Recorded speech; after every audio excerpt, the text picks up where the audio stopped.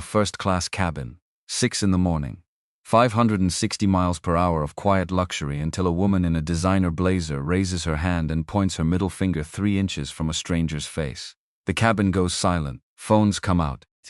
Someone like him does not belong in first class, she says. Loud, certain. Like she's stating a fact the whole world already agreed on. The man in the green shirt doesn't move, doesn't blink, doesn't say a word, because Caroline Ashford is about to learn something. The man she just humiliated, the one with the worn duffel bag and the $30 shirt, owns 71% of the company that signs her paycheck. He's been watching her division for 14 years. And in exactly 48 hours, in a ballroom filled with 500 witnesses, everything she built her life on is going to come apart. He reaches for his boarding pass. Detroit. Winter. 1977. The church was small and cold and smelled like candle wax and old wood, and something underneath both of those things that James Weston, 14 years old, could not name but would never forget. He stood beside the casket in shoes that pinched his toes. His father's tie around his neck, too long, too wide, the kind of tie a boy wears when he has nothing of his own that fits the occasion.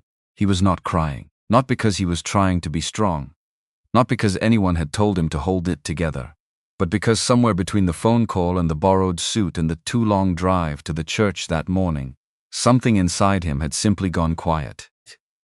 Like a note that plays and then stops, and the silence after is somehow louder than the note was.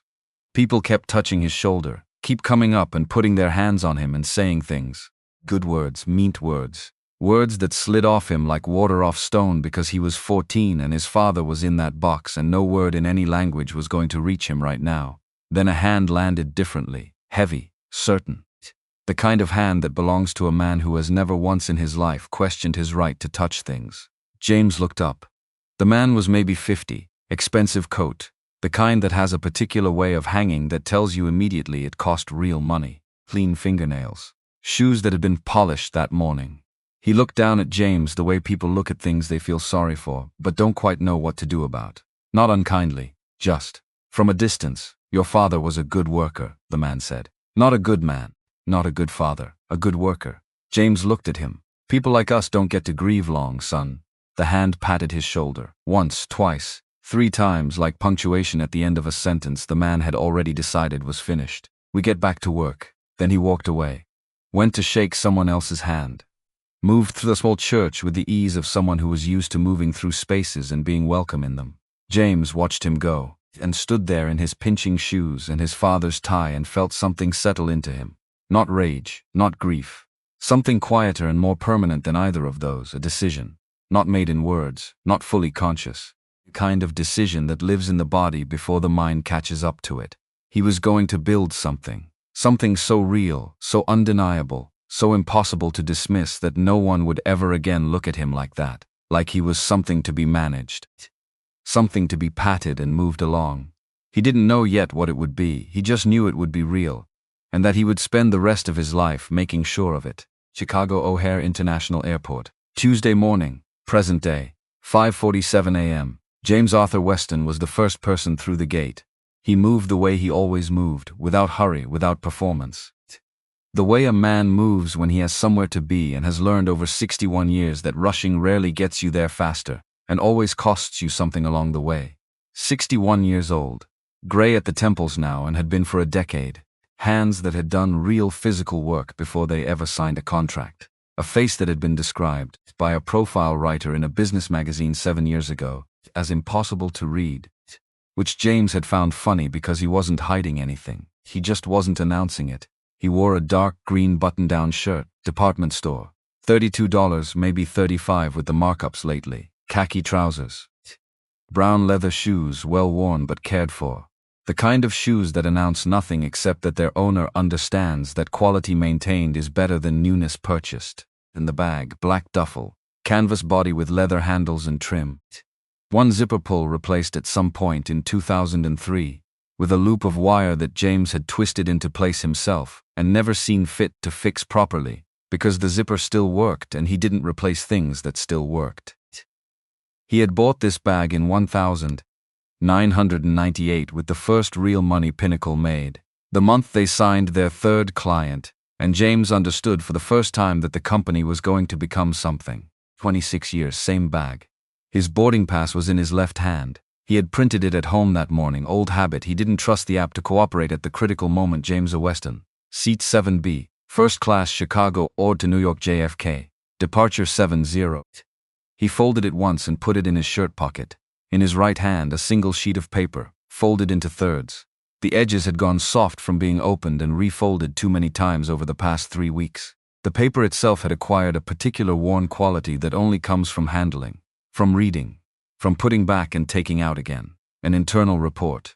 The kind that doesn't get circulated. The kind James had requested quietly from a source inside Pinnacle's HR archive that he trusted precisely because no one knew he trusted her. 28 names, same division, same reporting structure. 30 months, all gone. Some officially terminated, some resigned, which in James's experience often meant pushed until resignation felt like the only option. Some just stopped appearing in the payroll records. No explanation attached, no formal complaints on file, not one. In 28 departures across 30 months from a single division, not one formal complaint. James was not a man who believed in coincidences at that scale. He folded the paper back into thirds, put it in his shirt pocket next to the boarding pass, picked up his duffel bag, and walked toward the jetway alone. No assistant, no security, no one who knew where he was going or why. That was the point. First class on a 6 a.m. domestic flight has its own specific atmosphere. Not the atmosphere people imagine when they think about first class. Not glamorous, not festive. More like a very expensive waiting room where everyone is pretending they're not tired. Passengers settling into leather seats with the efficiency of people who do this enough that it's routine. Flight attendants moving through pre-departure checks with practiced calm. The particular low hum of a plane that is almost ready to become something other than a metal tube on the ground. James stepped through the curtain and moved down the aisle. Row 5, row 6, row 7. He stopped. Seat 7A was occupied. A woman. Settled in fully. Carry-on already stowed. Phone already open. The body language of someone who had claimed this space and was not thinking about it anymore because the claiming was done. She had blonde hair, the kind that is maintained rather than natural, which is not a judgment, just an observation, but the maintenance was expensive and recent. A red blazer over a cream blouse. Jewelry that caught the overhead lighting in the way that jewelry does when it has weight to it. A carry-on bag tucked overhead that James recognized from a window display he'd walked past in an airport once, and remembered because the price tag had seemed like a misunderstanding. She was looking at her phone. She had not looked up. James recognized her immediately. Not from the jewelry, not from the blazer. From the 47-page file he had read 3 times in the past 2 weeks. Caroline Ashford. Vice President of Business Development, 14 years at Pinnacle Freight and Logistics. Joined as a senior manager in 2010 when she was 37 and had climbed steadily since, which James had noted in the file as evidence of real capability. Because Pinnacle's business development division was not easy terrain, and you did not survive 14 years there on connections alone. She had survived on capability and something else.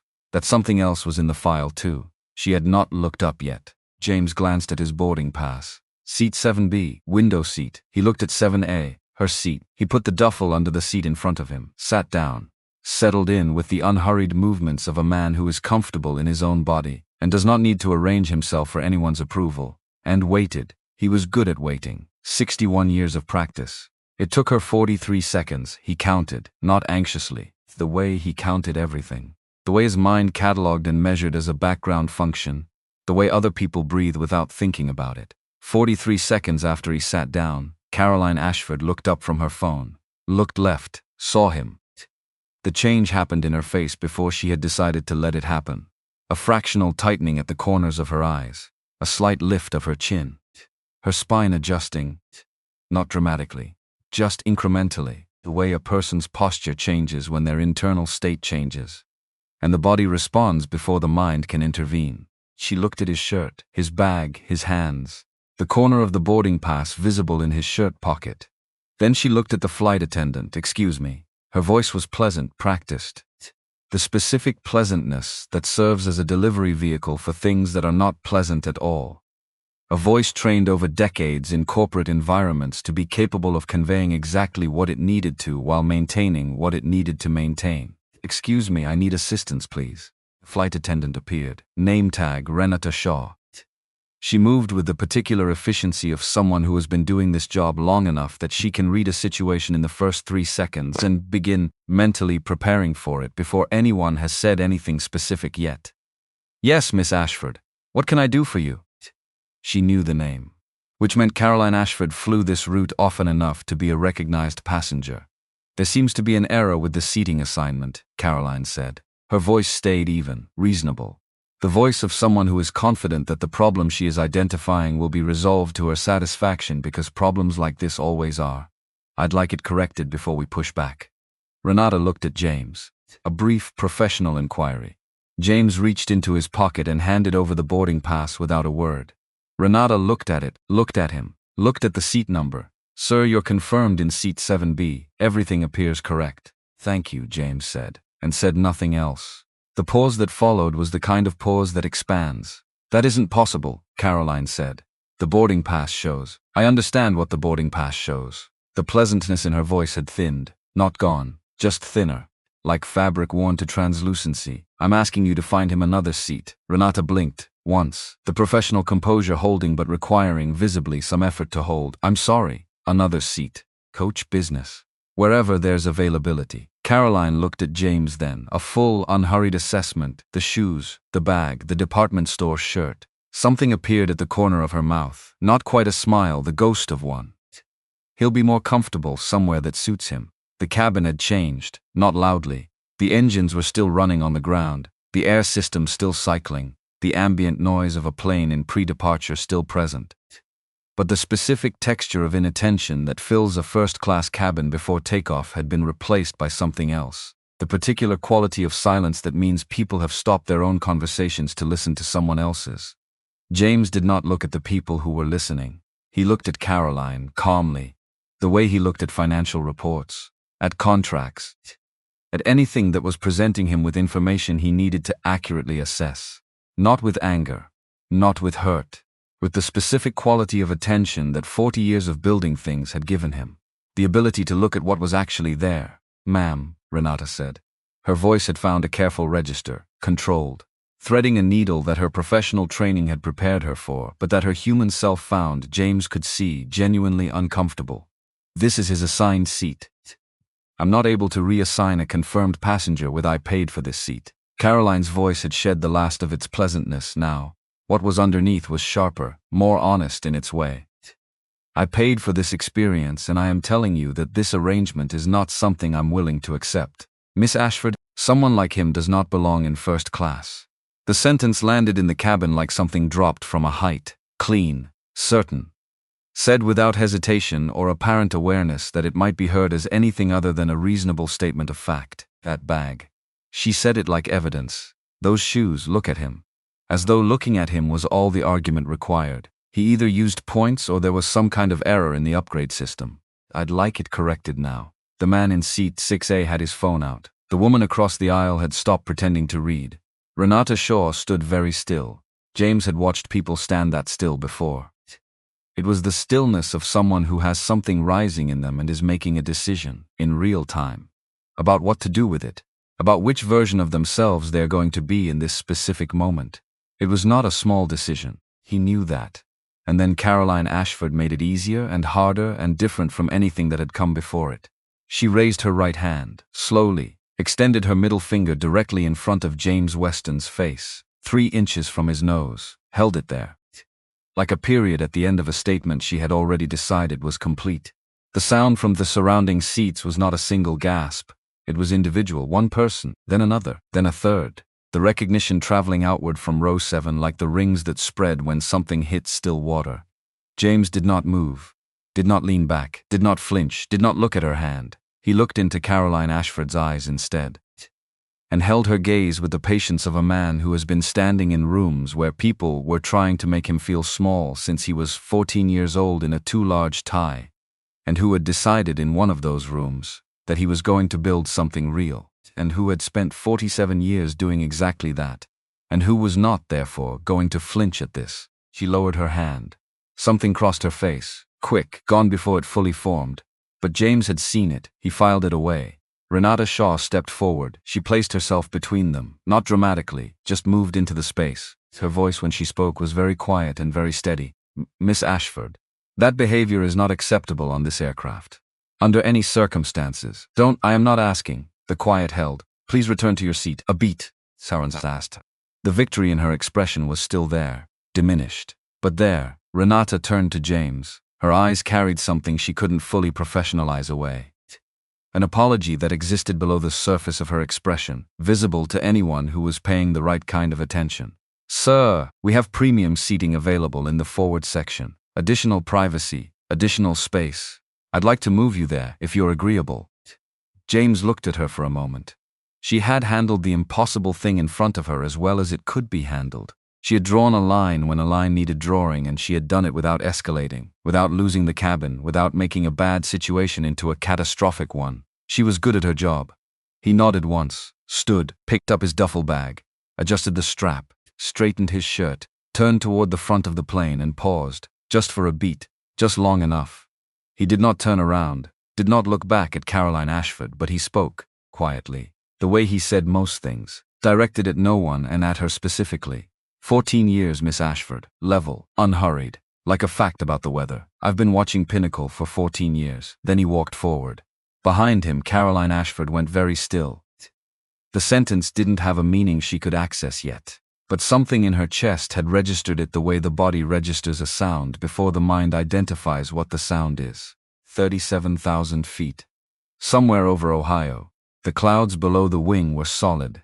A white floor stretching to every horizon like a second Earth that never had to be complicated.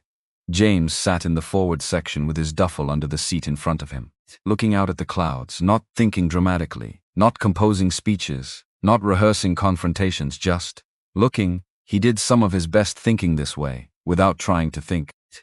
Letting the information he'd gathered settle into its actual shape, rather than the shape he might impose on it if he pushed. Paper was in his pocket.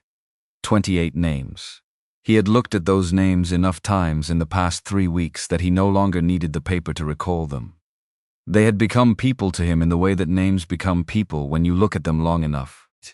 He had cross-referenced them against department records, against performance reviews, against the specific timing of their departures relative to other events. Same division, same reporting chain, same pattern of departure. No complaints.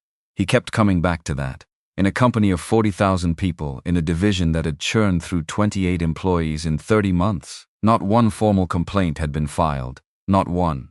That number wasn't silence, that number was fear. The two men in the seats behind him had been talking since shortly after takeoff. The kind of low-volume conversation that people have on planes when they know each other and have real things to discuss, and are not quite careful enough about who might be listening. James had not been listening, until he was. Called the meeting himself. Emergency session. Less than 48 hours notice. First time in 9 years, isn't it? A pause. The sound of ice in a glass. You know what it's about? Not officially. Another pause. But I've heard things. About the HR archives. About someone doing a deep pull on termination records going back 3 years. The first man made a sound that wasn't quite a word. I heard he travels commercial, the second man said, shifting slightly. Never uses the corporate jet. Old policy from when he started the company. Keeps him honest, he says. I've heard he looks like anyone. You could be sitting next to him right now and not know it. James looked out the window.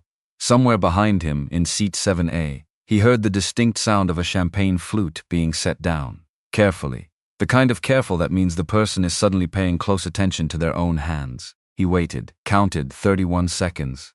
Then footsteps from the direction of row 7. Coming forward, the particular rhythm of someone walking with intention but trying to look like they're not. He didn't turn around, waited until she was beside him. Then he turned.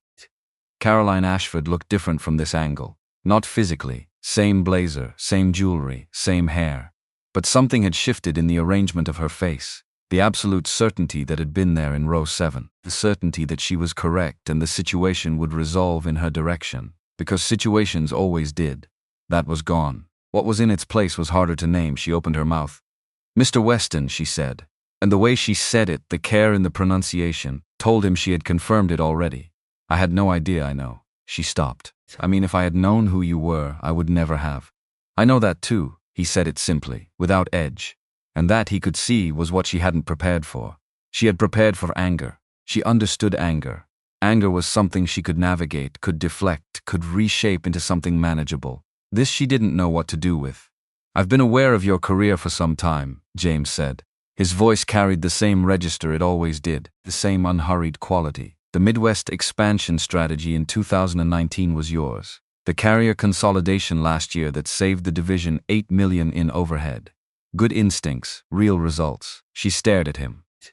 "You've also presided over 28 departures in 30 months from your division," he continued. No complaints on record. He looked at her steadily. "Isn't that interesting? Not a question. I don't know what you're suggesting." "You will." He turned back to the window, the clouds below unchanged and indifferent. "Get some rest, Miss Ashford. You'll want to be clear-headed." The conversation was over. Not slammed shut. Just closed. The way a door closes when someone knows exactly how to use a door. Caroline Ashford stood in the aisle of a plane moving at 560 miles per hour above the state of Ohio, and felt the floor go out. She walked back to seat 7A, sat down. The champagne was still on the tray table. She looked at it, did not touch it. Outside her window, the clouds were exactly what they had been 20 minutes ago. The engines were exactly as loud. The cabin was exactly as dim. The world had not changed at all, which was the most disorienting thing because she sat with the specific quality of stillness that comes not from peace but from the absence of any clear next move. She was a person who always had a next move, who moved through rooms and situations and professional landscapes with the confidence of someone who had mapped the territory. She had not mapped this territory.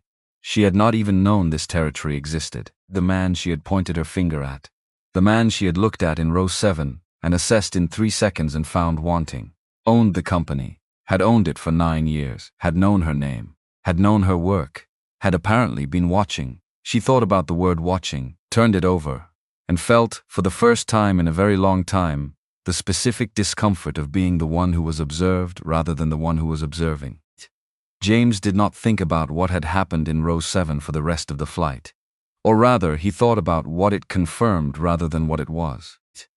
He had spent 47 years moving through a world that made certain assumptions about him based on information that had nothing to do with who he was or what he had built. He had never been able to fully outrun those assumptions. He had learned instead to move through them the way you move through weather. Acknowledge it. Don't let it stop you. Keep building. What happened in row 7 was not new. What it was confirmation.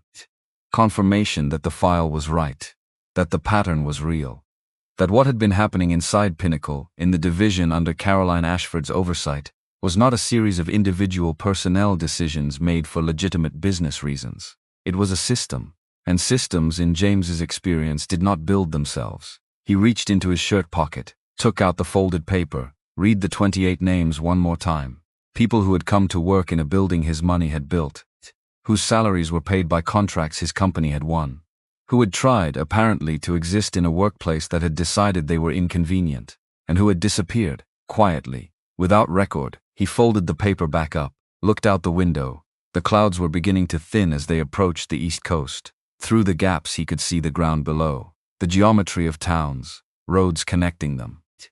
The infrastructure of a country that moved from place to place, that depended on logistics, that depended on exactly the kind of company he had built. He thought about his father, about a cold church in Detroit in 1977, about a man in an expensive coat who had meant to be kind and had instead revealed something essential about the shape of the world, about a 14-year-old boy who had decided, standing in shoes that pinched and a tie that didn't fit, that he was going to build something. He had built it. His father would have been proud, not because of the revenue numbers, not because of the 40 states and 12 countries, not because of the quarterly reports and the shareholder value and the industry recognition, because it was real. James had built something real, and someone had been using it to hurt people. That was what the next 48 hours were going to be about. The plane touched down at JFK at 9:51 a.m. James was the 7th person off. He had been in the forward section and could have been the first, but he was not interested in being first off a plane. He was interested in what came next once he was off. He walked the length of the jet bridge at his normal pace, into the terminal, into the noise and movement of a busy airport on a busy morning. Behind him, somewhere in the stream of deplaning passengers, Caroline Ashford moved through the terminal with her expensive carry-on and her perfect hair and the particular gait of someone who is trying to look exactly like they always look while feeling nothing like they always feel. James did not look back. He was already thinking ahead. He pulled out his phone as he walked. One call. Sylvia Park answered on the second ring. 53 years old, his attorney since 1999. The kind of person who had decided at some point in her career that she would tell her clients the truth regardless of whether the truth was convenient, and who had built her entire professional reputation on that decision. "I'm on the ground," James said. "I know. I've been watching the flight tracker." A pause. "There's already footage online." He had expected this. "How much?" 43 seconds, clear audio. "It's moving fast." Another pause. "The kind that means more is coming." "James, it's going to be everywhere by noon." He walked through the terminal. Around him, people moved in every direction, pulling bags, checking phones, navigating toward ground transportation with the singular focus of people who need to get somewhere.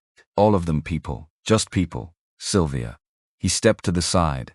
"Let the stream of passengers move around him. I need you to start pulling the financial records, the settlement agreements, all of them. Everything Warren has had routed through secondary accounts in the past 8 years." Silence on the line. "Then, you think he knew?" Not a question. "I think he built the system that made it possible," James said. "And then he protected it." He looked out the tall windows at the tarmac beyond. Planes in their lanes, everything in motion, everything connected. Pull the records, all of them. James and Sylvia. The flight attendant who handled the situation, Renata Shaw. Find out who her supervisors are and get ahead of anything that might be coming her direction. Beat. You're protecting her preemptively. She did her job. Under difficult circumstances, she did it right. He picked up the duffel. Make sure that matters. He ended the call, walked toward the exit. The automatic doors slid open and the air outside was cool and salt-edged the way New York air is when the wind comes from the right direction. James Weston stepped out of JFK Airport. 47 years after a 14-year-old boy made a silent decision in a church in Detroit. Something was ending, something was beginning. He couldn't have told you standing there on that curb, which was which. But he knew that whatever came next, he was not walking away from it. He hadn't come all this way to walk away from anything. He raised his hand for a cab and went to work. Baggage claim, 10:04 a.m. The carousel had not started yet. That particular purgatory of standing in a crowd of strangers. All of you staring at a metal belt that isn't moving yet. All of you pretending you're not staring. All of you slightly more irritable than you were 20 minutes ago on the plane. Garrett Finley was not irritable. He was 47 years old and a securities attorney, and he had spent 2 decades in courtrooms and deposition rooms, and the kinds of conversations that happen in quiet offices when large amounts of money are at stake. And he had developed, over those 2 decades, the particular quality of stillness that comes from learning to observe without being observed. He stood near the back wall, waiting for his bag, looking at his phone like everyone else, except his phone was recording. Had been since the moment he stepped off the jet bridge and saw Caroline Ashford angle toward the far wall with the body language of someone who needed privacy and had decided that a crowded baggage claim was private enough. It wasn't. She had her phone pressed hard against her ear. Her voice was low, but low is not silent. And Garrett Finley had spent years learning the difference between what people thought they were keeping private and what they were actually keeping private. The gap between those two things was, in his professional experience, enormous. Warren. Her voice had shed everything it had been in that first-class cabin, the pleasantness, the authority, the careful corporate register. What was left was stripped down, tight, the voice of someone who has just understood the size of the problem they are standing inside. "We have a situation." A pause. She was listening. The man on the plane. She turned slightly, checking her periphery with the instinct of someone who has realized too late that she should have been checking all along. It was James Weston. Garrett noted the name. He had seen the video already. The 43 seconds had been circulating since before the plane landed, moving through the networks with a specific velocity of content that confirms something people already believed about the world. He also recognized the name Weston, because Garrett Finley had spent the past 14 months building a case around irregularities in Pinnacle Freight's contract reporting structure on behalf of 3 institutional investors who had noticed in the numbers the shadow of something that wasn't adding up. He hadn't yet found the source. Now he was standing 8 feet from a woman who had just said the name of the man who owns 71% of the company, on a recording. 3 full seconds of silence from the other end of her call, which told Garrett, who had spent his career reading silences, that Warren Hollis was not surprised. Surprised people react immediately. Calculating people take 3 seconds. Get to the office. Warren's voice, audible from the phone speaker, controlled. The register of a man who has handled pressure before and considers himself very good at handling pressure. Side entrance. Don't talk to anyone. Don't post anything. A pause. And don't apologize to anyone. Not yet. Warren, there's footage. Multiple phones. It's already. I know what's already. Listen to me. The voice sharpened, still controlled, but with something underneath it now. The sound of a plan being activated rather than a plan being formed. The flight attendant who moved him around. Find something on her. Anything. A complaint, a prior incident, something we can use to question her credibility. Caroline said nothing. The witnesses on the plane, same approach. We don't need to silence everyone. We just need to muddy the water enough that nobody has a clean story. A long pause. And if former employees try to surface because of this, like Brianna Okafor. Caroline's voice was careful when she said the name. Careful in the way of someone navigating something they have preferred not to name directly. 3 seconds, again. Especially her, Warren said. She's been quiet 4 years. She needs to understand what staying quiet is worth to her. A beat. Make sure she understands the cost of changing that. The carousel started moving. Garrett watched his bag come around the bend. He picked it up. Walked toward the exit at his normal pace. By the time he reached the taxi stand, the recording was on 3 separate encrypted servers. By the time his cab reached the Midtown Tunnel, he had sent a single text message to a number he had been holding in his contacts for 14 months, waiting for exactly this kind of development. The text said, "We need to talk today. I have something." The reply came before the cab cleared the tunnel. 1 word, when. 14 blocks uptown and 42 floors above street level. Warren Hollis stood at the window of his corner office and looked at the city below. His city. That was how he experienced it. Not as arrogance exactly.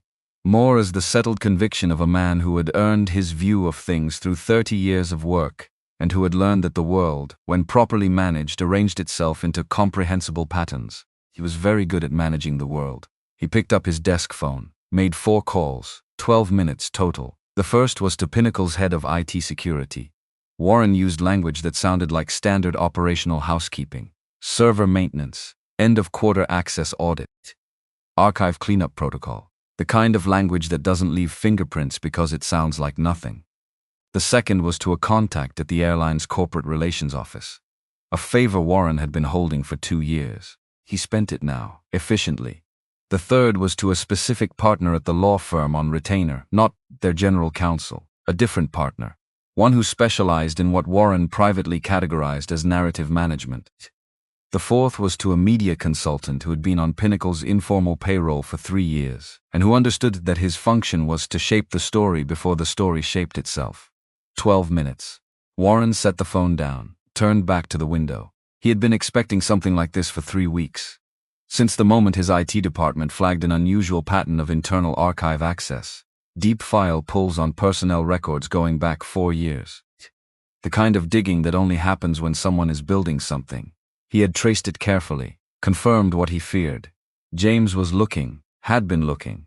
Warren had thought briefly about simply telling James what he would find, getting ahead of it, framing the narrative on his own terms. He had dismissed that option within the hour, because what James would find, if he looked long enough, was not something that could be reframed. It was something that had to stay buried. The airplane incident, as unfortunate as it was, as catastrophically public as it had become, offered something Warren had not anticipated, a story. Stories could be managed, a billionaire businessman humiliated on a plane, a wounded ego, an emotional response to a personal slight, the majority owner of a public company using his position to pursue a private grievance against a senior employee. That story was manageable. That story could be made to fit the morality clause in James's shareholder agreement. That story could be made to look like exactly the kind of leadership instability that a board of directors had an obligation to address. Warren turned away from the window, opened his laptop, and began to write the story. The video hit 2 million views by noon. James watched the counter from a hotel room he had booked under a name that wasn't his, not deceptively, just cautiously.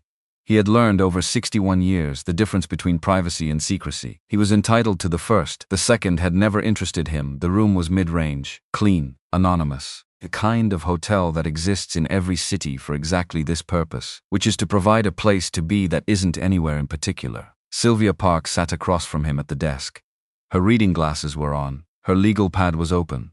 Her laptop showed 3 separate browser windows, each one tracking a different element of what was already clearly a coordinated response. Server logs from Pinnacle's IT system, she said, not looking up. A deletion protocol was run at 3:19 this morning. Everything we had flagged for preservation, gone. James had expected this, still felt it land somewhere in the region of his chest. Warren's credentials were used to authorize it, Sylvia said. Of course they were. Renata Shaw received formal notice of suspension at 8:47 a.m., pending internal conduct review. Failure to maintain appropriate passenger conflict protocols. Sylvia looked up over her glasses. She's been with the airline 16 years. Not one prior complaint. James looked at the ceiling. 16 years. She had done everything right. She had drawn the line she was supposed to draw, held the professional ground she was supposed to hold, and treated both passengers with exactly the dignity the situation required. And she was being punished for it, because she had been in the wrong row at the wrong time. The media package, Sylvia said, turning her laptop toward him. The headline read, Pinnacle Founder's Conduct Raises Governance Questions. Beneath it, anonymous sources within Pinnacle describe pattern of impulsive behavior and retaliatory decision-making. And beneath that, screenshots of emails. James's name in the sender field. His communication style approximated well enough to be convincing. Short sentences, direct language, the specific cadence of a man who does not use exclamation points and does not soften things unnecessarily. The content described a man consumed by humiliation, planning retaliatory actions, threatening employees who had embarrassed him. None of it was real, all of it was believable. That was the craftsmanship of it. That was what told James that this had not been assembled this morning in response to a plane video. This had been prepared, refined, waiting for exactly the right moment to be deployed. Pinnacle stock is down 4.5%, Sylvia said. Warren has requested an emergency board meeting. He's been calling members individually since 10 this morning. She paused. He's very good at this. He's been preparing it for 3 weeks, James said, possibly longer. Sylvia took off her glasses, set them on the legal pad, looked at him in the way she had looked at him for 25 years, which was the way of someone who is about to say something true and has already decided that it being uncomfortable doesn't change its necessity. James. If he's been preparing this for 3 weeks, if he had a plan ready to deploy within hours of the plane landing, then he knew I was looking, James said. Yes, and if he knew you were looking, then someone inside told him. He had been sitting with this since the cab ride from the airport, the particular coldness of it. Someone I trusted. The room was quiet. Outside, the city went about its business, indifferent and constant the way cities are. There's one more thing, Sylvia said. She reached into her briefcase, pulled out a printed document, set it on the desk between them. James looked at it. Civil complaint. Federal District Court. Filed 11/23 am. Ashford v. Weston and Pinnacle Freight and Logistics. Harassment, abuse of power, deliberate targeting and professional retaliation following a personal dispute. He read it carefully, then set it down. Her legal team is very good, Sylvia said. Warren's paying for it, James said. Sylvia said nothing, which meant she agreed. The thing about betrayal, the actual thing. Not the version in stories, where it's always dramatic and always comes from someone you had reasons to suspect. The actual thing is how ordinary it looks on a Tuesday morning in November. Warren Hollis and James Weston had met in Cincinnati in 1994, an industry conference, both of them early in careers that were not yet what they would become. They had talked for 3 hours over coffee that was bad enough to be memorable, and James had thought, walking back to his hotel room that night, that he had met someone who understood what he was trying to do. Not just logistically, not just the business mechanics of it, the thing underneath, the reason. James had built Pinnacle because he believed that a logistics company could be run differently. That you could build something that moved freight efficiently and also treated the people who moved it like human beings. That those two things were not in conflict. That in fact the second one made the first one better. Warren had understood that. Had articulated it back to James in conversations over the following years with the kind of precision that made James trust him completely. He had not been wrong to trust him. Warren had run Pinnacle well, had grown it, had made decisions that James, reviewing the records honestly, could only characterize as good decisions. And then, somewhere in the middle of all that good work, Warren Hollis had also built something else. Something quieter, a system inside the system. A set of informal understandings and unspoken permissions, and carefully managed disappearances that had allowed certain things to happen inside Pinnacle for years, without ever rising to the level where James would see them. The question James kept returning to was whether Warren had built that system deliberately, from the beginning, as a parallel structure, a way of maintaining control that operated beneath the official architecture of the company, or whether it had accumulated, gradually, one accommodation at a time, one buried complaint at a time, one settlement at a time, until the accumulation became a system without Warren ever quite deciding to build one. James didn't know the answer yet. He wasn't sure the answer changed what had to happen next, but it changed how he felt about it, which was not nothing. His phone rang at 2:17 p.m. Unknown number. He had been getting calls from unknown numbers all day. Journalists, investors, people he didn't know who had seen the video and formed opinions and wanted to share them. He almost didn't answer. Almost. James Weston. A breath on the other end, controlled. The breath of someone who has rehearsed this moment and is now in it, and is finding that rehearsal and reality are not the same thing. Mr. Weston. A woman's voice, steady, but with something under the steadiness. My name is Brianna Okafor. I was employed at Pinnacle from 2013 to 2020. A pause, short, decisive. I saw the video this morning. James sat up straighter. I never signed a non-disclosure agreement, she said. I have documentation that I have maintained for 4 years. And I am calling you because I think you need to see it. James looked at Sylvia. She had heard. She was already writing on her legal pad. Where are you? James said. She chose the location. A hotel 3 blocks from Pinnacle headquarters. A small meeting room that could be reserved without a corporate account. Neutral ground, which was the right instinct. James noted the instinct. He arrived first, sat with his back to the wall, facing the door, the old habit of someone who prefers to see what's coming. Sylvia sat beside him, legal pad open, pen ready. Brianna Okafor came through the door at exactly the time she had said she would. 39 years old, Nigerian-American. She had her mother's cheekbones, James would later learn, and her father's habit of making sustained eye contact, which in American professional culture often made people uncomfortable, but which James found clarifying. She was dressed carefully. Gray blazer, white shirt, the kind of outfit that is professional without being formal, that says I am taking this seriously without saying anything about money. In her arms, a cardboard box. Not large, not dramatic. The kind of banker's box that sits in storage units and spare bedroom closets for years while the person who packed it tries to figure out what to do with what's inside. She set it on the table, did not sit down. Looked at James directly. Before we talk, she said, I need to know something, all right. Is this about what happened on the plane? She said it without softening. 'Cause if you're here because someone embarrassed you publicly, and you want to use whatever I have to even a personal score, then I am picking up this box and walking out that door and you will not hear from me again. James looked at her, the directness of it, the precision, the willingness, after everything she had been through, to still walk through a door and say the thing that needed to be said. No, he said. Then what is it about? He reached into his jacket pocket, put the folded paper on the table between them. 28 people, he said. Same division, 30 months. No complaints on record. He met her eyes. You were one of them. Brianna looked at the paper, looked at him, sat down and opened the box. She talked for a long time. James listened, the real kind. The kind where you put everything down, not just your phone and your legal pad, but the part of your mind that is already forming responses and moving toward conclusions. You put that down too, and you just hear what someone is telling you. She didn't start with the firing, he noticed that.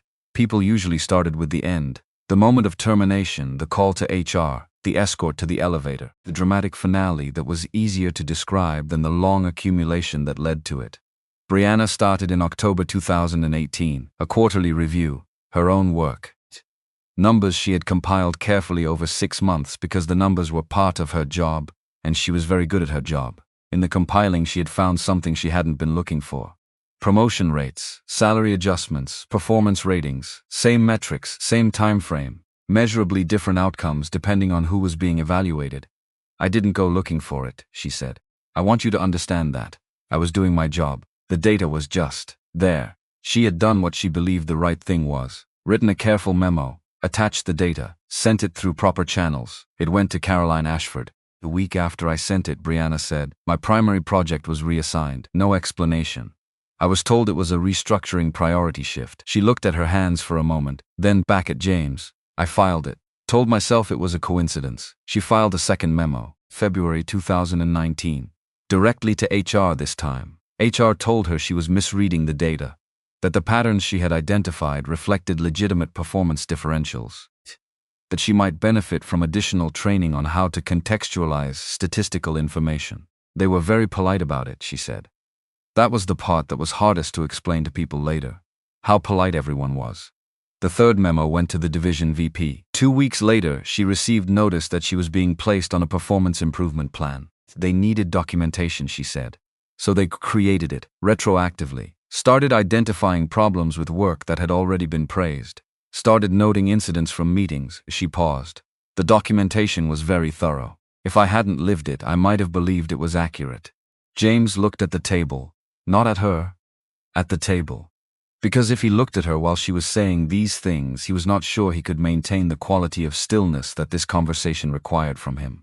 6 months after the third memo, Brianna Okafor was terminated. Failure to meet performance standards, attitude concerns, documented behavioral issues. They contested my unemployment, she said. That took 4 months to resolve. During which time I had rent, a car note, my mother's medications that I was partially covering. She looked at him. You make different calculations when survival is the immediate question. Sylvia's pen had been moving steadily across the legal pad. She stopped now. Warren Hollis's office contacted you before the termination, Sylvia said. Not quite a question. Brianna looked at her. Then at James. His assistant called, she said. Said Mr. Hollis wanted to handle the situation quietly. Protect my professional reputation. Suggested I withdraw the memos and accept a relocation to the Memphis regional office.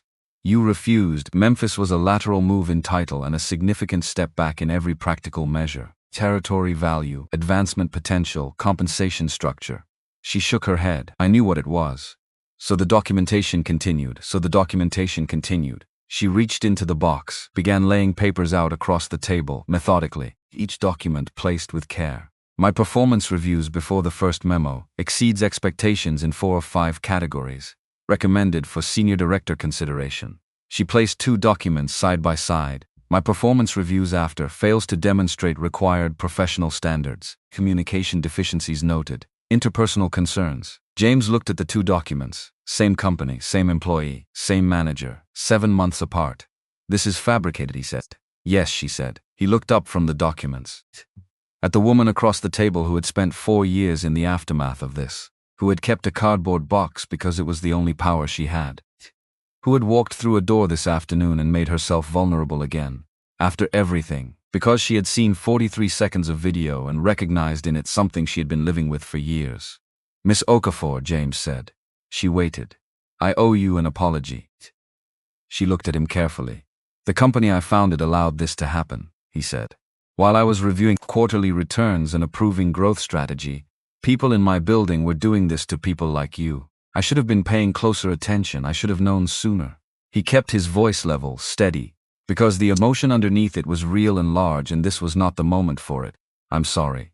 Brianna Okafor sat very still. Then she said, apologies don't give me back those 4 years, Mr. Weston.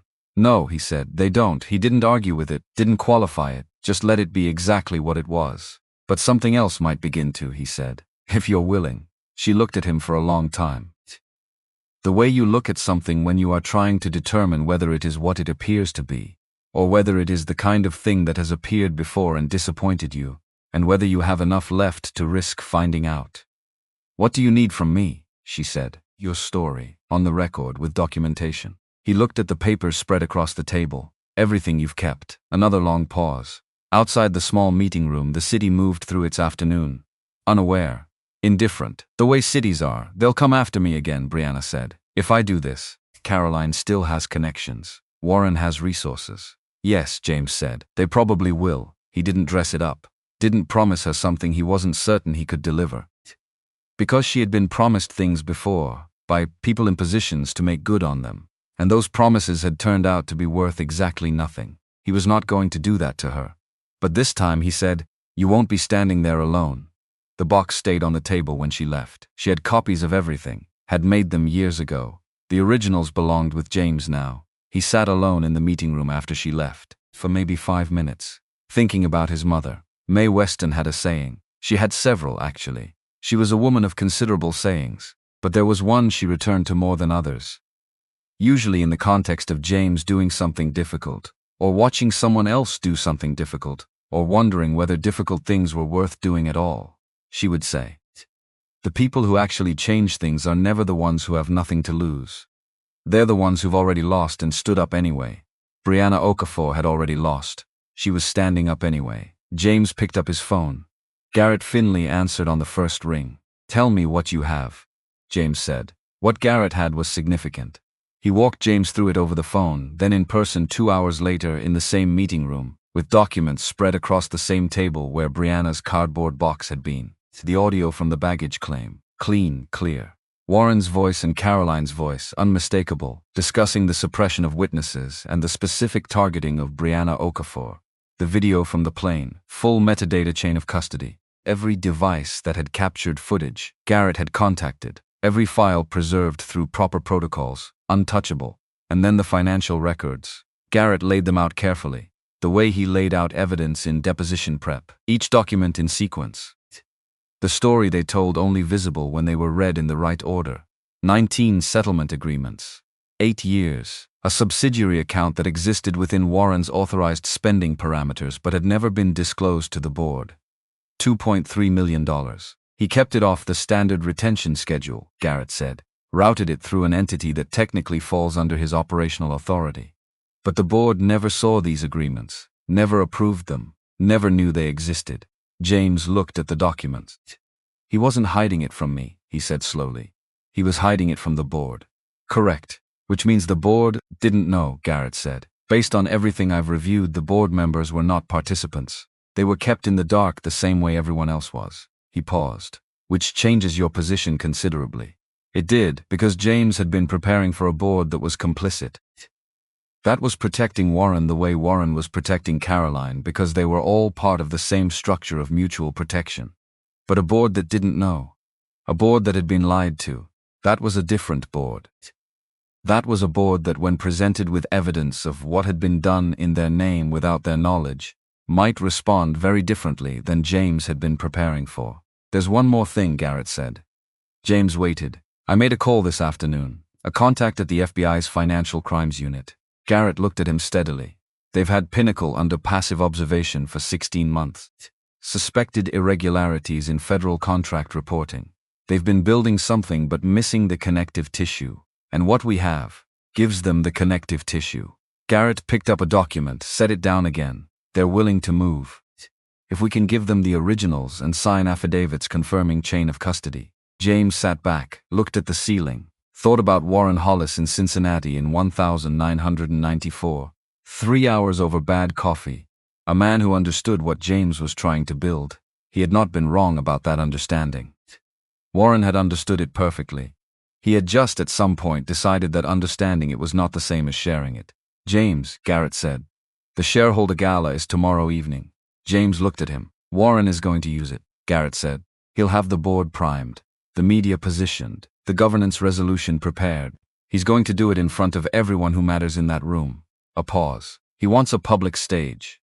James picked up the settlement documents, looked at them. Looked at the 19 names attached to 19 agreements that had been designed to keep 19 people silent. Then he put them down. "Then let's give him one," he said. The night got worse before anything got better. 10:47 p.m., his hotel room. A message from an unknown number, a photograph, a Brooklyn street, tree-lined, residential, the kind of block where people know each other's names. Then another photograph. A girl, maybe 11, walking toward what was clearly a school entrance. Backpack. Ponytail, looking at the ground the way children do when they are thinking about something entirely other than the world around them. Then text. 8 words. "People who talk make things difficult for everyone." James stared at his phone. His jaw tightened.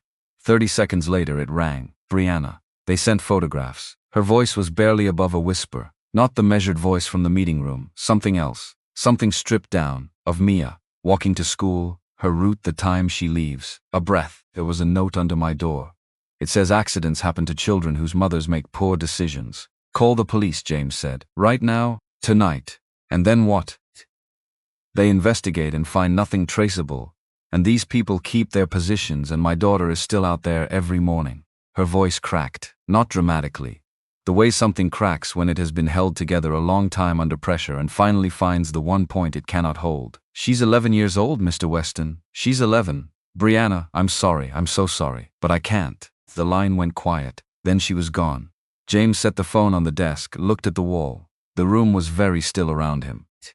The city outside the window was fully lit and fully awake, the way New York is always fully lit and fully awake, indifferent to what is happening in any particular room on any particular floor. He did not move for a while.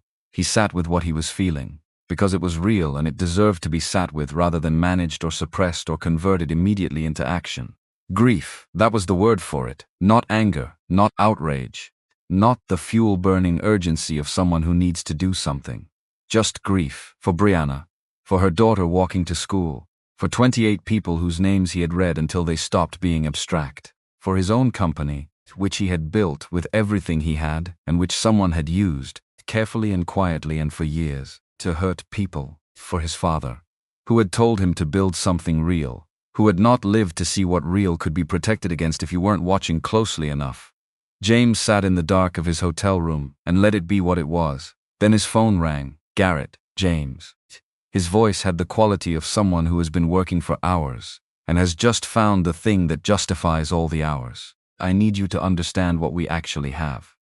James picked up the phone. Tell me, he said, and listened, and when the call ended, he turned on the lamp, sat back down at the desk, picked up the pen and began to write. Not because the grief was gone, but because Brianna Okafor had walked through a door this afternoon, after 4 years of carrying a cardboard box, and the least he could do was walk through his. 6:47 a.m. St. Aldwyn Hotel, room 1204. The green shirt was on the chair. James had laid it there the night before, deliberately, the way you set out something you want to carry meaning into the next day. He stood at the window in the early dark and looked at Manhattan below, the streets still half empty. The sky, that particular shade between night and morning that exists for maybe 15 minutes and then makes a decision. He had slept 3 hours. It was enough. He made coffee from the small machine on the desk, drank it standing, looking at the city the way he had looked at it from the plane window 2 days ago, trying to see the shape of things. Then he put on the green shirt, buttoned it from the bottom up, the way his mother had shown him when he was 7, said it sat better that way. He had never stopped doing it. His phone had 81 unread messages. He read none of them. He made 4 calls instead. Short, direct, the same question 4 times to 4 different people. Are you still in? Garrett, yes. Sylvia, yes. Renata, who picked up on the first ring and said yes before he finished the sentence. Then Brianna. 3 rings. 4. He waited. Yes, she said finally. Quiet. But there, Mia, he asked. With my sister. They're staying side today. A pause. I filed the police report last night, after we talked and asked her to. She had done it herself. He noted that. I'll see you at 9, he said. The meeting room at the St. Aldwyn was small and neutral, and smelled like carpet cleaner, and the particular institutional calm of spaces designed to hold serious conversations without absorbing them. They came in the order they had agreed on the night before. Garrett first, with his briefcase and the specific posture of a man who has been awake since 4 and has made his peace with it. Then Sylvia, reading glasses already on, legal pad already open to a fresh page. Then Renata Shaw, who came in quietly and took the chair at the end of the table and sat with her hands folded and said nothing to anyone for a full minute, which was not awkwardness but presence. Then Brianna Okafor. She came through the door and James watched her do the thing he had seen her do twice now. The half-second at the threshold where her body considered the option of not walking in. Then she walked in, sat down, put the cardboard box on the floor beside her chair. All right, Sylvia said, because Sylvia always started meetings. It was simply who she was. The gala begins at 7 p.m. Warren's announcement is scheduled for 8:30 based on the event program Garrett obtained. The governance resolution is the final agenda item. Approximately 9:15, which means we need to be visible before 8:30, James said. Before 8, Garrett said. He opened his briefcase, set the sealed evidence drive on the table. Beside it, a thin folder. I spoke with the FBI contact again this morning. 3 agents will enter through the main doors at 8:45, independent of us. They have their own timeline. The room absorbed this. Renata looked at the drive. Brianna looked at James. What do you need from us tonight? Renata said. The same thing you've already given me, James said. The truth, nothing more than that. She nodded once, the nod of someone who has already made their decision and is simply confirming it is still made. One thing, James said. He looked around the table, at each of them. When we walk in tonight, nobody performs anything. Nobody makes an entrance. We just walk in, we're just people. He paused. That's the whole plan. Brianna made a small sound, not a laugh, something adjacent to one. That's it, she said. That's it. She looked at him for a moment. Then she opened the cardboard box and began removing documents, and they got to work. The grand ballroom of the Aldwyn Plaza Hotel had been designed in 1931 by an architect who believed that rooms should make the people inside them feel significant. He had succeeded. 500 people filled it that evening. Crystal chandeliers casting warm gold light down onto white linen tables and flowers that cost more per arrangement than most people spent on a week of groceries. Board members, institutional investors, financial press set up along the perimeter with cameras running. The particular hum of a room full of people who consider themselves important gathering to do something they consider important. Warren Hollis arrived at 6:45, immaculate, navy suit, chalk stripe, subtle enough to be tasteful and present enough to be noticed, silver cufflinks, the appearance of authority that has stopped needing to announce itself because it has been established. He worked the room with the efficiency of someone who has done this for 30 years and no longer has to think about it. The right amount of time with each person, the right question, the right laugh at the right moment, specific skill of making each person feel briefly the most important person in the room. He was very good at it. He had always been very good at it. Caroline arrived at 7:10, midnight navy, not red. She had stood in her hotel room for 4 minutes looking at the red dress before putting it back in the garment bag. It had become something else, something she couldn't put on a body without it meaning the wrong thing. She looked composed, polished, the hair and the posture and the professional surface all in order. Warren caught her eye across the room, small nod. She nodded back, on schedule. By 7:30 the room was full. The event coordinator confirmed the timeline. The screens at the front cycled through Pinnacle's quarterly highlights, revenue growth, market expansion, the numbers that told the story Warren wanted told. Warren stood at the edge of the stage and allowed himself, briefly, the thing that felt closest to relief. James was not here. Maybe he had miscalculated the man. Maybe James was, as Warren had been telling board members all day in careful and sympathetic tones, more emotionally affected by the public incident than anyone had understood. More compromised, less capable at this particular moment of the clear thinking that had made him formidable once. Maybe tonight would proceed exactly as planned. The event coordinator touched his arm. Time. Warren climbed the steps to the stage with the ease of a man who is comfortable elevated above a room. He gripped the podium, waited for quiet. Got it, ladies and gentlemen, he said. Thank you for being here. The side door opened at 7:51 p.m. Not the main entrance, the side door. The one near the service corridor that most people in the room had never used and were not currently watching. James Weston walked through it, green shirt, old duffel bag over one shoulder, followed by Garrett with his briefcase, then Sylvia with her legal pad, then Renata in simple black, the kind of composed that comes from having made a decision and having stopped second-guessing it, then Brianna Okafor, cardboard box under her arm, chin level, the posture of someone who has been afraid for a long time and has decided tonight that fear does not get to be in charge. 5 people. They walked in quietly. No announcement, no gesture. Just walked in down the side aisle toward the front of the room. And somehow that quiet was more arresting than anything dramatic could have been. Because every person who saw them registered, immediately and instinctively, that something had changed in the room. The way you register a change in air pressure before you understand what it means. The whispers started at the perimeter, moved inward, table by table. Warren was mid-sentence when he saw them. James watched him process it, the slight pause, the recovery fast, practiced. The kind of recovery that only looks seamless because the person doing it has spent decades developing the reflex. But James had seen the pause. Questions that any responsible board must ask about the leadership of this organization. Warren continued, his voice finding its register again. Smooth, authoritative. James walked to a table in the 3rd row and sat down. Garrett connected a cable to the presentation system input panel beneath the table. Quietly, without ceremony. The technician who was supposed to be managing that panel had been replaced that afternoon by someone Garrett trusted. The cable connected. The system accepted the input. Garrett looked at James. James looked at the stage and waited.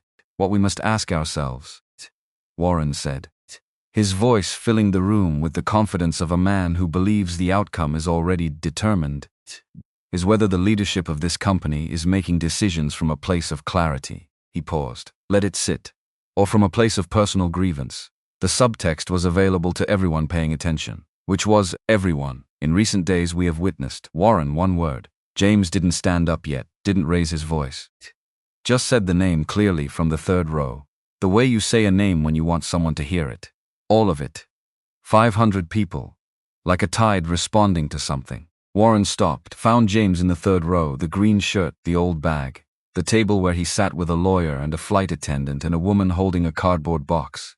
James, Warren recovered within one breath. He was exceptional at recovery. This is a registered shareholder event. I'd ask you to wait for the appropriate Section 14 of the shareholder agreement, James said.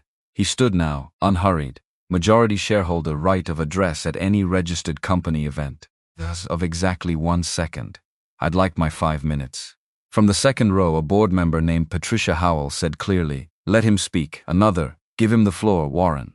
Warren stood at the podium, and James watched him do the calculation. Watched the specific quality of stillness that means someone is running scenarios, measuring outcomes, deciding which path costs less. 5 minutes, Warren said. James walked to the stage, not fast, not slow, set the duffel bag on the floor beside the podium, looked out at 500 faces, board members he had known for years, investors who had trusted him with their capital, financial press with cameras running and pens moving, all of them waiting for whatever this was going to be. He put one hand on the podium. What you're about to see is a record, he said, not a presentation, not a rebuttal, a record of what has been happening inside this company. You have the right to know what you own a piece of. He looked at Garrett. The screens changed. 43 seconds, the first-class cabin, the aisle. James walking toward row 7 with his duffel bag, Caroline looking up, the sweep of her eyes, the stiffening spine, and then the words in clear audio filling the grand ballroom of the Aldwyn Plaza Hotel.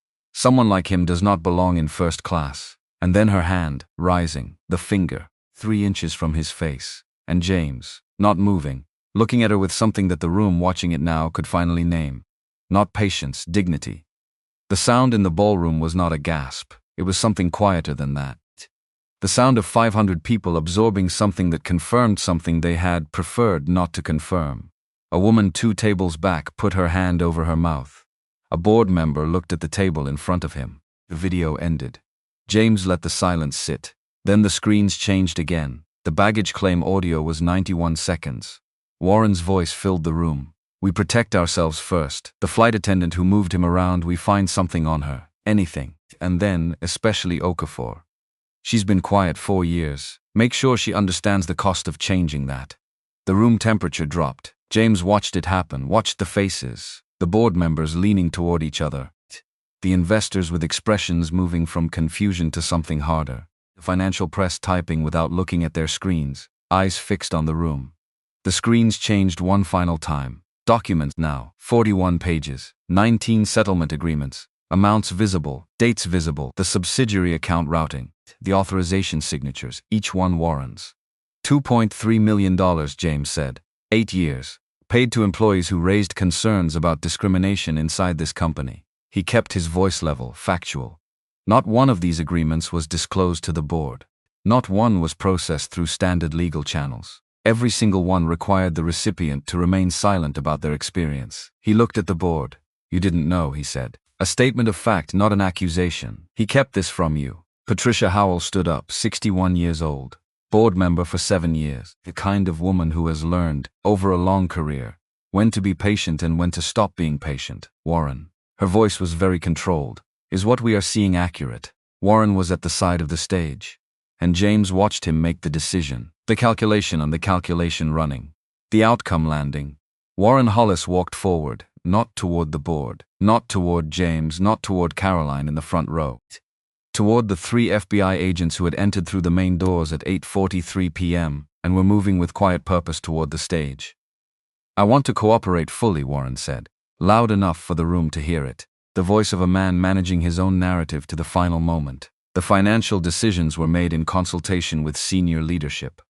I was acting on recommendations I received. I can provide complete documentation.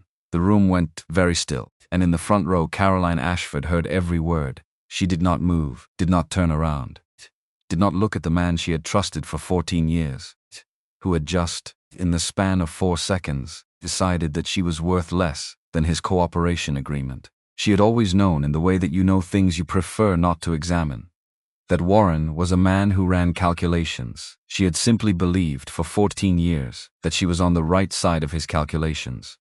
She understood now what that had always been worth. The agents led Warren toward the side exit. The room broke open. 500 people who had been holding a particular kind of still all released at once. Voices, movement, phones appearing everywhere. Board members in urgent conversation. Investors moving toward each other and toward their devices. The financial press descending on anyone who would speak. James stepped down from the stage, through the noise, through the movement, to the front row. Caroline was still sitting.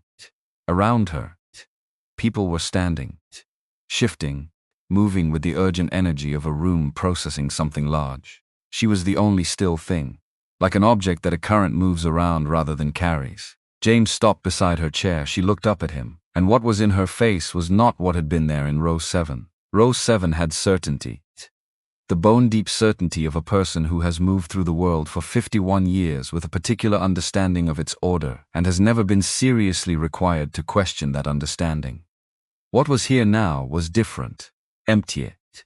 The specific emptiness of a person who has just watched the structure they built their life inside reveal itself to be something other than what they believed it was. She had not known, James thought, not all of it, not the 19 settlements, not the buried complaints, not the full scope of what Warren had constructed around and beneath her. She had known what she had done. She had not known the full architecture of what had been done in her name and around her name and using her name. That did not make her innocent, but it made her something more complicated than the villain the room was currently arranging her as. I didn't know who you were, she said.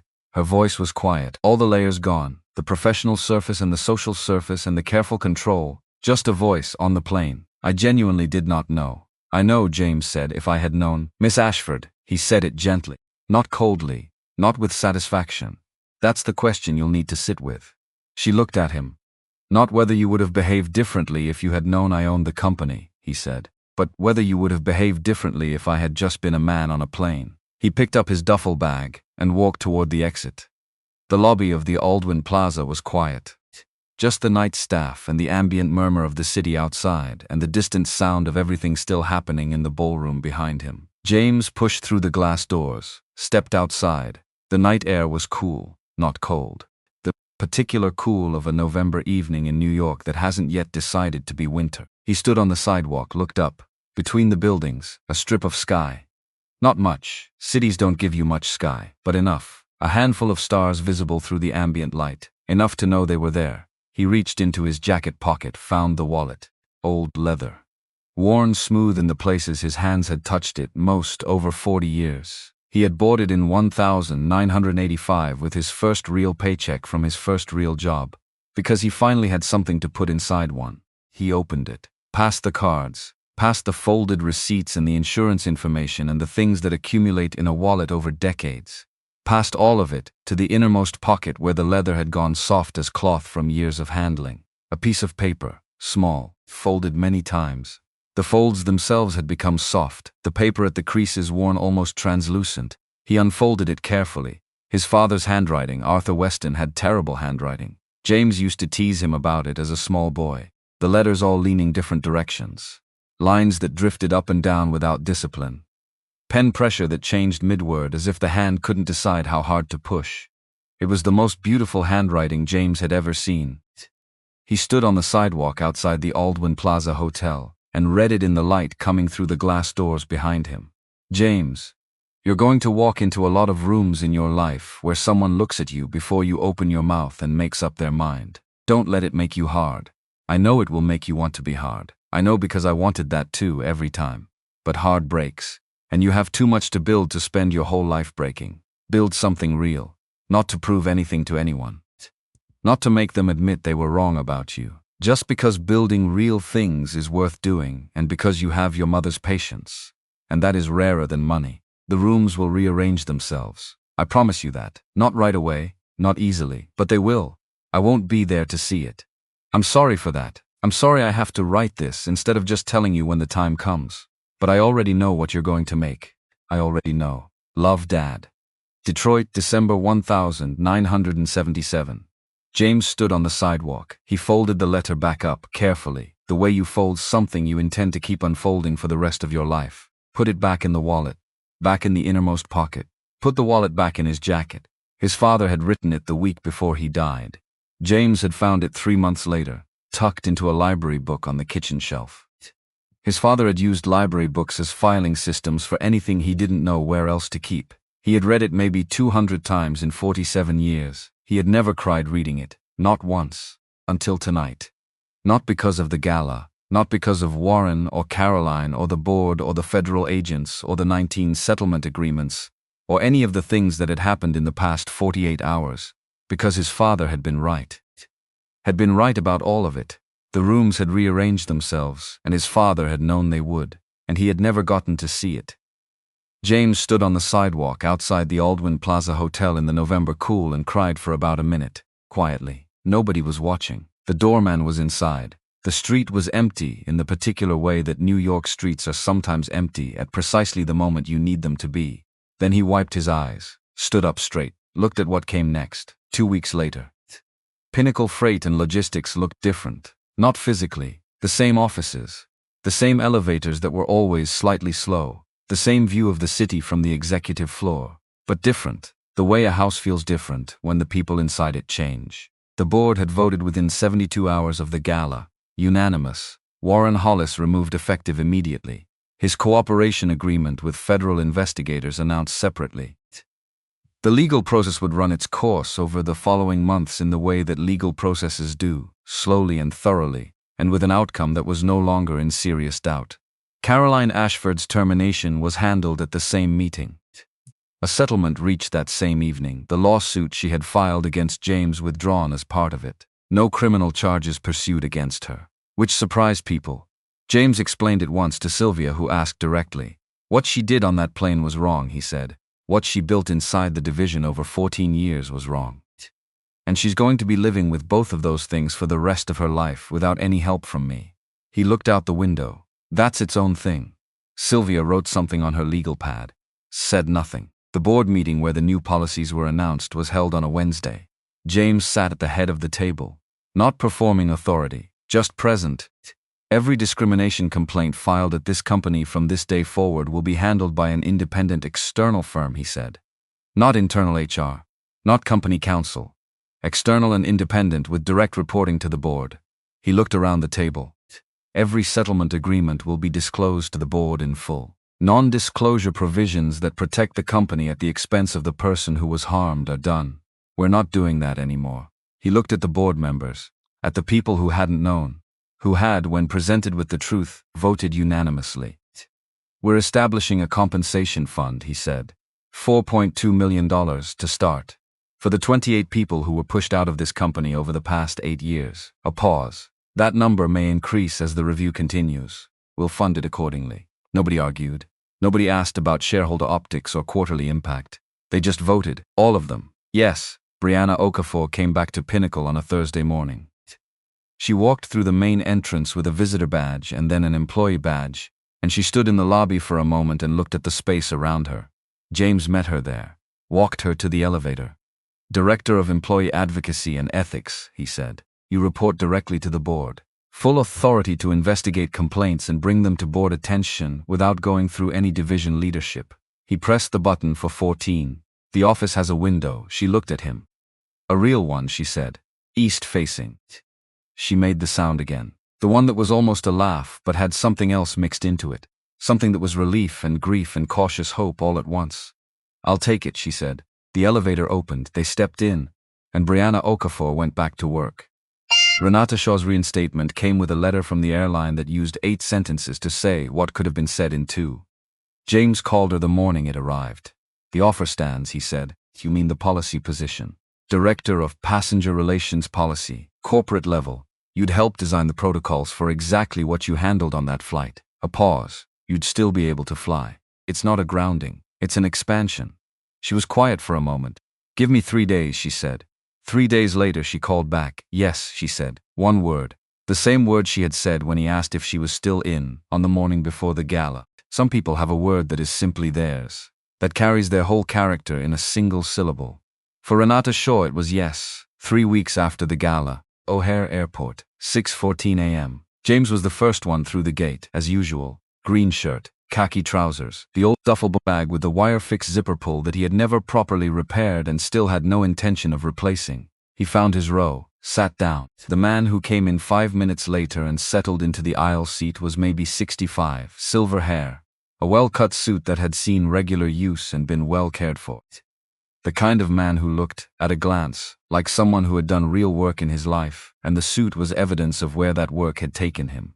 He settled in, pulled out his phone, then happened to glance left. James watched the recognition happen, gradual and then sudden, the way recognition always works.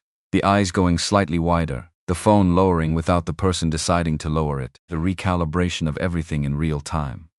The man put his phone in his pocket, started to stand. Mr. Weston, uncertain, earnest, I recognize you. From the news a few weeks back, he cleared his throat. I just wanted to say I thought you handled yourself with real. He stopped. Started again. I have the window seat, but I'd be glad to switch if you'd prefer it. James looked at him, at his uncertain face, at the genuine impulse behind the offer. The human instinct to repair something, even something that wasn't his to repair, even something that couldn't be repaired by a seat swap on a Tuesday morning. But the impulse itself, that was real. James smiled. Not the professional smile, not the composed public face, the actual one. The one his mother used to say could light up a room if he just let it out more often. Sit down, friend, he said. We're just people up here. The man sat, looked at James for a moment, then nodded. Not the social nod, not the reflexive acknowledgement. The nod of someone who has just understood something and is registering the understanding. The engine started. James looked out the window at the runway stretching ahead in the early light. The ground crew in their orange vests moving with the particular purposeful calm of people who do important work that most passengers never think about. All of them people. Just people. The plane began to move. James settled back, closed his eyes. Not sleeping.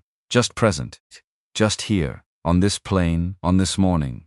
With the hum of the engines and the weight of everything that had happened, and the specific feeling of a man who has carried something heavy for a long time and has, finally, set it down in the right place. Not finished. The work was not finished. It never would be, entirely. There would be more files to review, more systems to build, more people to find and bring back in. There would be days when the thing he had built would fail to be what he wanted it to be, and he would have to begin again. But different from before, because now he was watching.